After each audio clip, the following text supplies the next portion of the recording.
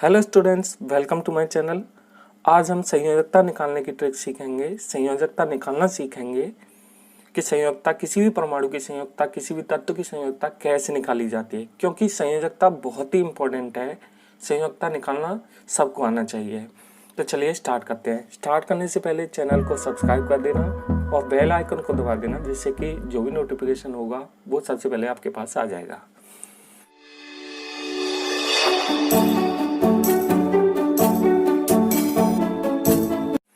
चलिए स्टार्ट करते हैं। सबसे पहले इसकी परिभाषा देख लेते हैं। परिभाषा है, किसी परमाणु के बाह्यतम कोश में उपस्थित इलेक्ट्रॉनों की वह संख्या जो रासायनिक बंध बनाने में भाग लेती है, उस संख्या को उस परमाणु की संयोजकता कहते हैं। ये संयोजकता की सबसे सिंपल परिभाषा है। अब इसे समझ लेते हैं इस परिभाषा को। तो यहाँ पर देखिए, ये परमाणु है और परमाणु के ये चार और कक्षाएं हैं। 3 कक्षाएं बनाई हैं मैंने। कक्षाएं कितनी भी हो सकती हैं। तो अब इस परमाणु में सबसे बाह्यतम कोश कौन सा है? सबसे भारी कक्षा ये है। ये जो M है सबसे भारी कक्षा है। अब इसमें जितने भी इलेक्ट्रॉन होंगे, उन इलेक्ट्रॉनों में से जो इलेक्ट्रॉन बॉन्ड बनाने में भाग लेंगे, बंध बनाने में भाग लेंगे, उन इलेक्ट्रॉनों की संख्या को ही हम उसकी संयोजकता कहेंगे। तो इसे निकालते कैसे हैं, इसकी ट्रिक के बारे में बात कर लेते हैं। तो देखिए, मान के चलिए हमें कोई तत्व है हाइड्रोजन। कोई तत्व है हाइड्रोजन। अब हाइड्रोजन की हमें संयोजकता निकालनी है। परमाणु क्रमांक ये होता है। संयोजकता निकालने के लिए सबसे जरूरी चीज है, हमें इलेक्ट्रॉनिक विन्यास बनाना आना चाहिए। इलेक्ट्रॉनिक विन्यास पिछले वीडियो में आपको बताया था। ऊपर आई बटन पे इस वीडियो का लिंक मिल जाएगा, आप देख लेना।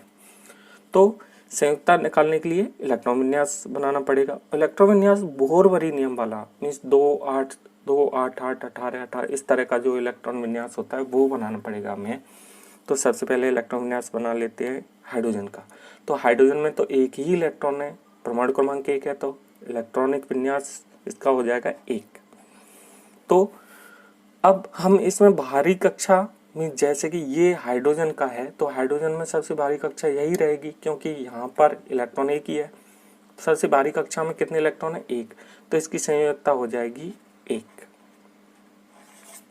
ये हाइड्रोजन की संयोजकता होगी। अब किसी और तत्व की देखते हैं सर। इसके बाद लिथियम देखते हैं। लिथियम परमाणु क्रमांक 3 होता है। इसका इलेक्ट्रॉन विन्यास 2 और 1, 2 और 1 हो जाएगा। अब सबसे भारी कक्षा कौन सी है इसकी? ये वाली, ये वाली। तो यहाँ पर इसकी संयोजकता हो जाएगी 1, क्योंकि इसमें 1 इलेक्ट्रॉन है। इसके बाद नाइट्रोजन देख लेते हैं। नाइट्रोजन परमाणु क्रमांक 7। तो इसका इलेक्ट्रॉन विन्यास बनेगा 2 5। तो यहाँ पर संयोजकता, भारी कोश में इलेक्ट्रॉनों की संख्या कितनी है? 5। संयोजकता कितनी होनी चाहिए इसकी? 5। लेकिन यहाँ पर एक प्रॉब्लम है। संयोजकता का एक नियम है, संयोजकता 0 हो सकती है, 1 हो सकती है, 2 हो सकती है, 3 हो सकती है, 4 हो सकती है। 4 से ज़्यादा संयोजकता किसी भी परमाणु की नहीं होती है। ये जनरली 4 से ज़्यादा संयोजकता नहीं होती। तो इसके लिए फिर क्या करें? इसके लिए यहाँ 5 है तो संयोजकता 5 तो हो नहीं सकती। तो यहाँ पर इसके लिए हम इसे 8 में से माइनस कर देते हैं। 8 - 5 बराबर 3। तो इसकी ये जो संख्या निकल के आई, ये है नाइट्रोजन की संयोजकता। इसके बाद कोई और परमाणु, सोडियम ले लेते हैं। Na परमाणु क्रमांक 11 है। 2 इलेक्ट्रॉन विन्यास बनाएंगे, 2 8 1। सबसे भारी कोश में इलेक्ट्रॉनों की संख्या ये 1, तो इसकी संयोजकता 1 हो जाएगी।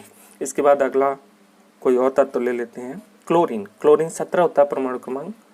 तो इसका इलेक्ट्रॉन विन्यास क्या होगा? 2 8 7।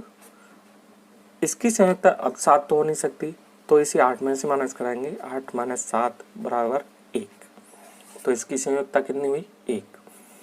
तो संयोजकता इस तरह से हम पता करते हैं। किसी परमाणु की संयोजकता के लिए हमें इलेक्ट्रॉन विन्यास का पता होना बहुत जरूरी है। इसके बाद और देख लेते हैं एक आध परमाणु। कार्बन। कार्बन 6 2 4। संयोजकता कितनी निकलेगी इसकी? 4। तो ये कार्बन की संयोजकता। अब इसके बाद और भी कोई परमाणु देख लेते हैं। नियोन, नियोन परमाणु क्रमांक होता है 10, तो 2 और 8, तो यहाँ 8 है, 8 में से 8 जाएंगे तो 0, इसकी संयुक्ता 0 निकलेगी। इसी वजह से नियोन को 0 ग्रुप, 0 शून्य समूह का तत्व कहा जाता है, क्योंकि उसकी संयुक्ता 0 होती है। तो ये है संयुक्ता निकालने की ट्रिक।